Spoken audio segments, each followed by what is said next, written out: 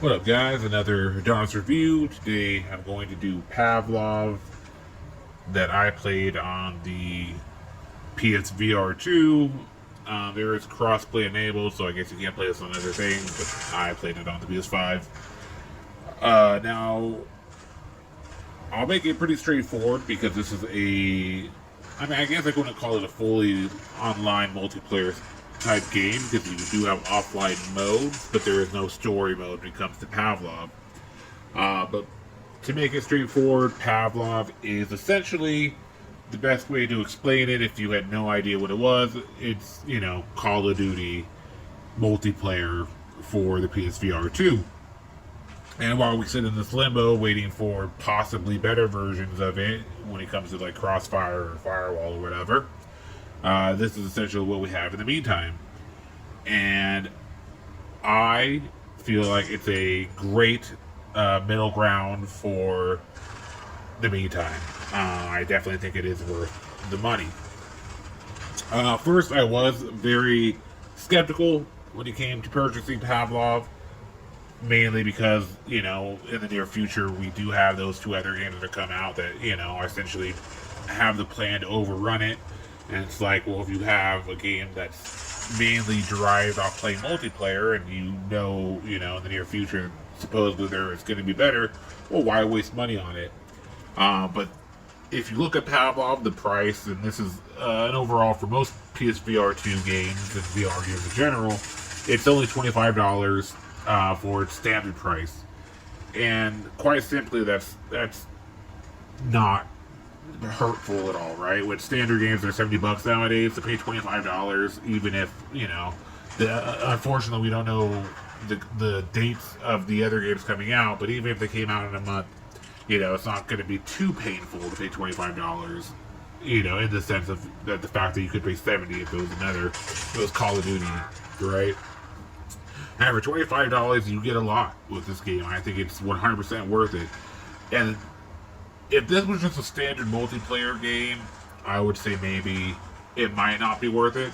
But the modes it gives you overall, I feel like really, it's almost like a highlight reel of, and I guess this could be biased on my point, but I feel like maybe my point and the reason obviously this game highlights these game modes is because these are overall favorites, completely. And as you can see with what's being played right now, which is the gun game mode, where you start off with a gun and you basically work your way through every gun in the game until you get to the final gun. The first person to get the kill with the final weapon wins overall. So essentially Pavlov is like a highlight of like most popular modes in Call of Duty and games, first person shooter type games history. It has games like Team Deathmatch, obviously. It's gun game, like I said, where you go through each gun until you get to the end, and it has 35 guns in gun game, which is a very good amount of guns to use. But it also has a World War II gun game as well, which has like 25, maybe 23, I don't know, about 25 guns that are completely different than the other one, that are special for World War II. So, you'd have to play Call of Duty World War II to get those guns, and then fucking play, Call of Duty Modern Warfare 2 to get, the normal guns. This game has, over 50 different types of guns just in this one game. Which is even more impressive in the fact that since it's a VR game, they all come with unique reloading mechanics, which you have to take into consideration when you're in a gun battle.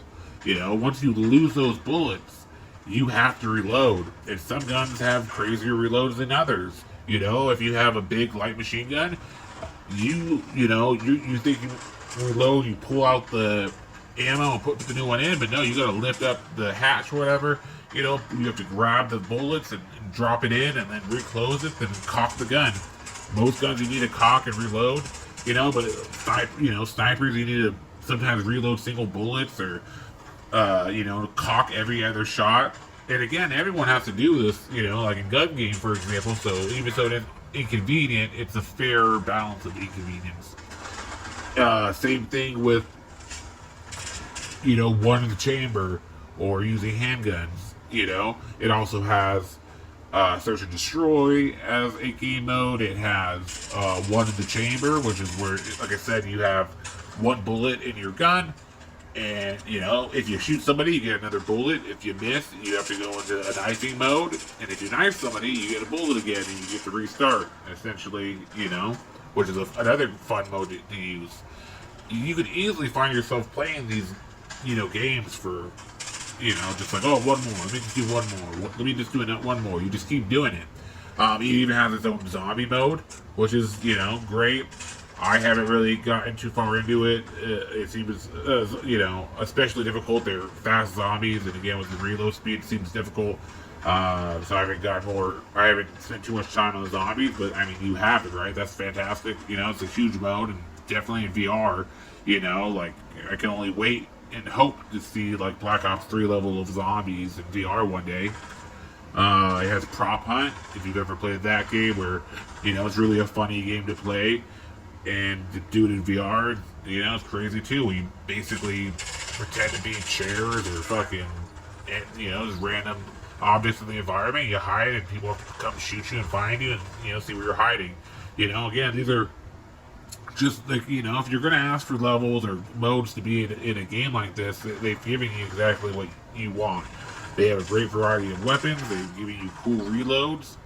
Like I said, and the way the guns work are perfectly. You truthfully have to look down the sight. If you look down the sniper and you perfectly line up your sight and you shoot, it's gonna hit. And there's nothing more rewarding when you get that perfect, fucking rifle shot when you lined it out and fucking headshot them. They've really done a great job. I think this game is 100% worth the price. I feel like you get a good amount of variety when you buy this game. And even if these better games do come out here in the near future, I feel like, again, $25 isn't going to kill you in the meantime.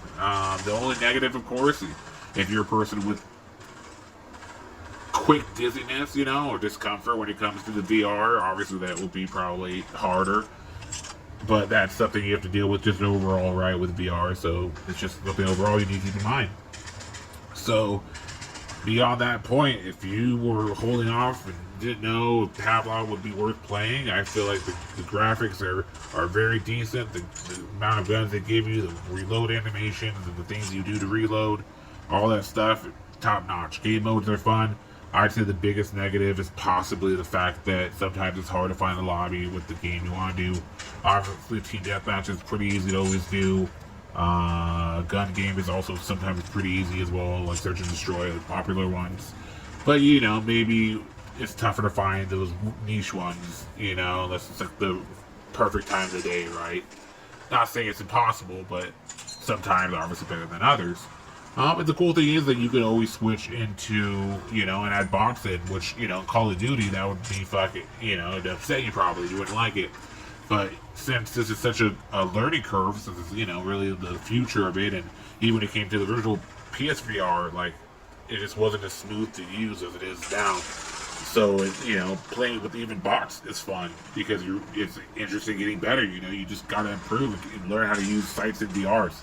It's a game changer. So, I think it's worth it. I think if you bought it, let me know what you think. If you think it's worth it. If you didn't, let me know why. Later, guys.